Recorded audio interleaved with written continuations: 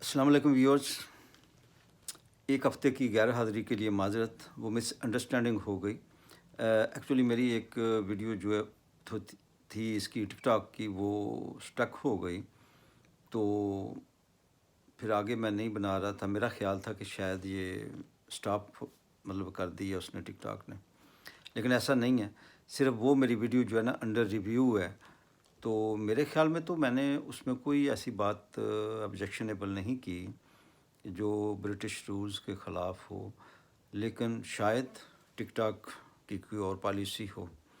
तो बहरहाल चलें, उसको तो फिर वो जब अलाउ करेंगे तो वो मैंने उसमें यानी लोड तो की हुई है। तो अगर अलाउ की तो आप देख सकेंगे, वरना फिर दोनों ही गुजारा करेंगे। चलें, अब हम दूसरी सूरत की तरफ आते हैं कि एक बुज़ुर्ग जो थे, उनकी उम्र कोई 75 साल होगी। तो वो एक सड़क के किनारे जनाब ठेला लगाते थे और रेहड़ी भर के जो है ना वो उन्होंने अपना फ्रूट वगैरह रखा हुआ आता था। लेकिन एक मसला था उनके साथ, उनकी ज़ुबान ज़रा सख्त थी, या रवैया भी बड़ा अजीब सा होता था। और कभी कोई ख़रीदने वाला आता तो दो चार आम भी कभी गलत डाल देते, और कभी उसके दो चार आम जो है ना वो तोलने के बाद खिसका खिसकू लेते इधर उधर। तो रेपुटेशन उनकी बहुत ख़राब हो गई थी मार्केट में। और इसके साथ ही आगे एक जवान बच्चा, बड़ा खूबसूरत सा और बड़ा पढ़ा लिखा सा, उसने भी ठेला लगाया हुआ था। तो लोग इस बुज़ुर्ग से पूछते कि जी भाई साहब, ये आम आपने कैसे लगाए हुए हैं? तो ये बुज़ुर्ग जवाब देते, जी 150 के किलो। तो कहते यार ये तो बहुत महंगे हैं। तो कहते ज़्यादा बातें ना करो, लेने हैं तो लो, वरना आगे चलते बनो। तो लोग मुंह बसोरते हुए, बुड़ करते हुए अगले ठेले पे जाकर पता करते। तो जो बच्चा था वो बहुत होनहार, बड़ा खुशखलाक और बड़ा अच्छा तालीम याफ्ता था। वो फ़ौरन कहता, जी जी पाजी, आओ आओ आओ, तशरीफ़ ले आओ, हुक्म करो जनाब। तो वो कहते, जी आम कैसे हैं? वो कहता, जी 120 के किलो। तो लोग हैरानी से कहते, आप 120 के दे रहे हैं, तो ये साथ वाला बाबा जो है ये 150 के क्यों दे रहा है? तो बच्चा कहता, देखें जी, हर एक का अपना अपना तरीक़ाकार होता है, आखिरत को याद रखना चाहिए, सब कुछ दुनिया में ही रह जाना है, तो क्या ज़रूरत है इतना नाजायज़ मुनाफा कमाने की? इसलिए मैं तो मुनासिब सा मुनाफा लेके तो चीज़ बेच देता हूँ।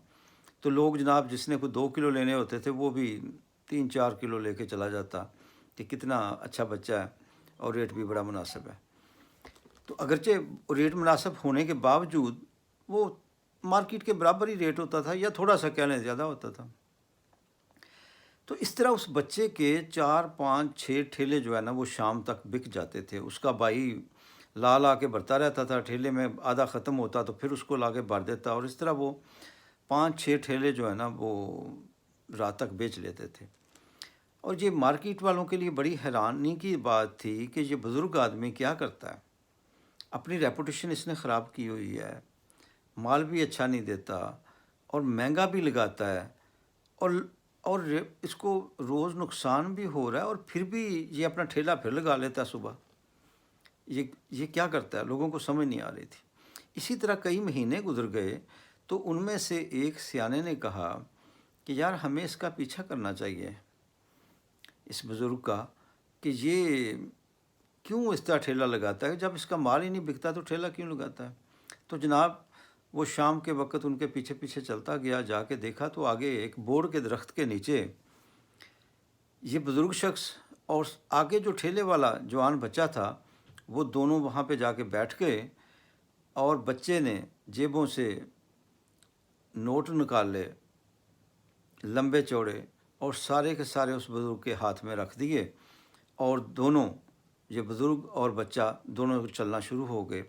अब वो बाबा जो इनके पीछे लगा हुआ था, उसे और अचंभा हुआ कि ये क्या ड्रामा है भाई, कि वहाँ तो इनके अलग-अलग ठेले थे और इनका इख्तिलाफ़ भी बड़ा था, और यहाँ दोनों इकट्ठे हैं। फिर गया वो तो कोई 2-3 मील चलता गया, आगे जाके दूर आबादी में देखा तो ये दोनों एक ही घर में दाखिल हो गए।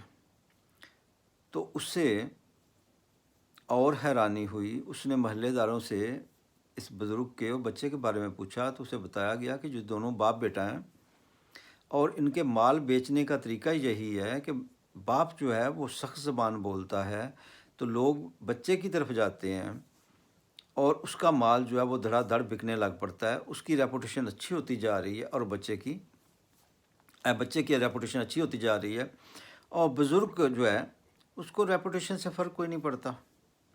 اور اس طرح جہاں انہوں نے 1-2 ٹھیلے بیچنے ہوتے ہیں تو وہ لڑکے کی ریپوٹیشن اتنی اچھی ہو گئی ہوئی ہے علاقے میں کہ وہ 5-6 ٹھیلے بیچ لیتا ہے، اور یہ باپ بیٹا دونوں لمبا منافع کما رہے ہیں۔ یہ بات مجھے اس لیے یاد آئی کہ کل جناب بلاول بھٹو صاحب نے کہا کہ آصف زرداری گھر کے معاملات میں تو میں ان کی باتیں مانوں گا، لیکن باہر کے معاملات میں میں اپنی کور کمیٹی اور اپنی پارٹی کی بات مانوں گا۔ لگتا ایسے ہے کہ زرداری صاحب نے یہ بڑا اچھا چھکا لگایا ہے کہ زرداری صاحب کہہ رہے ہیں کہ الیکشن ابھی نہیں ہونے چاہیے، ابھی وہ مردم شماری یہ وہ پہلے کریں اور اس کے بعد جو الیکشن ہونے چاہیے، یعنی جو سٹانس نگران حکومت کا ہے وہ زرداری صاحب نے اپنایا ہے، اور بلاول بھٹو نے وہ سٹانس اپنایا ہوا ہے جو عمران خان کا ہے کہ الیکشن فوری ہونے چاہیے۔ نون لیگ تو خیر الیکشن چاہتی ہی نہیں، شاید وہ سال 6 مہینے، اگر ان کو 2 سال بھی کہا جائے تو وہ شاید اس پہ بھی گزارا کر لیں گے۔ تو اب زرداری صاحب دونوں طرح ہی فائدے میں ہوں گے، اگر تو نگران حکومت زیادہ دیر چل جاتی ہے تو بھی فائدے میں ہے، اور اگر مجبوراً کوئی ایسا دباؤ آ جاتا ہے الیکشن کرانا پڑتے ہیں تو اس صورت میں بھی چونکہ عمران خان کی ہمدردیاں بھی بلاول بھٹو کے ساتھ ہی ہوں گی، کیونکہ وہ بھی الیکشن مانگ رہے ہیں، تو ظاہر ہے پھر پیپلز پارٹی کو فائدہ ہو جائے گا، کیونکہ ان کی قیادت تو آدھے سے زیادہ تو اندر پڑی ہوئی ہوگی، تو وہ دونوں طرح سے فائدے میں ہوں گے۔ تو لگتا ہے کہ اگلے سیٹ اپ میں زرداری صاحب پھر بھاری ہونے والے ہیں۔ میں ویسے ایک بات سوچ رہا تھا، مجھے ذہن میں آ رہا تھا کہ غلام حیدر وائیں بڑے پسندیدہ وزیر اعلیٰ تھے، شہباز شریف سے پہلے نواز شریف صاحب کے پسندیدہ وزیر اعلیٰ تھے، اور قائم علی شاہ حضرت زرداری صاحب کے بڑے پسندیدہ وزیر اعلیٰ تھے، اور جناب حضرت بزدار صاحب عمران خان صاحب کے بڑے زبردست وزیر اعلیٰ تھے۔ ان تینوں میں ایک ہی خوبی تھی کہ ان میں کوئی خوبی نہیں تھی، لیکن جو ایک خوبی تھی وہ ایاز والی تھی کہ اپنے اپنے باسز کے تینوں ہی مکمل طور پر فرمانبردار تھے، یعنی جس کو کہتے ہیں چوں چرا بھی نہیں کسی قسم کی۔ جب یہ تینوں جب ایک جیسے ہی وزیر اعلیٰ تھے تو پھر ان کے جو باسز ہیں وہ آپس میں کتنے مختلف ہوں گے؟ کہیں ایسا تو نہیں کہ باسز کی پیکنگ جو ہے وہ تو مختلف ہے، لیکن پیکنگ کے اندر مال ایک جیسا ہی ہو؟ کیونکہ ہم تو اسی سے پہچان سکتے ہیں نا کہ اندر پروڈکٹ جو ہے وہ کیسی ہے۔ تو اگر پروڈکٹ تینوں کی ایک جیسی تھی تو پیکنگ مختلف اگر ہو بھی جائے تو اس سے عوام کو کتنا فرق پڑ سکتا ہے، یہ ہمیں سوچنا چاہیے۔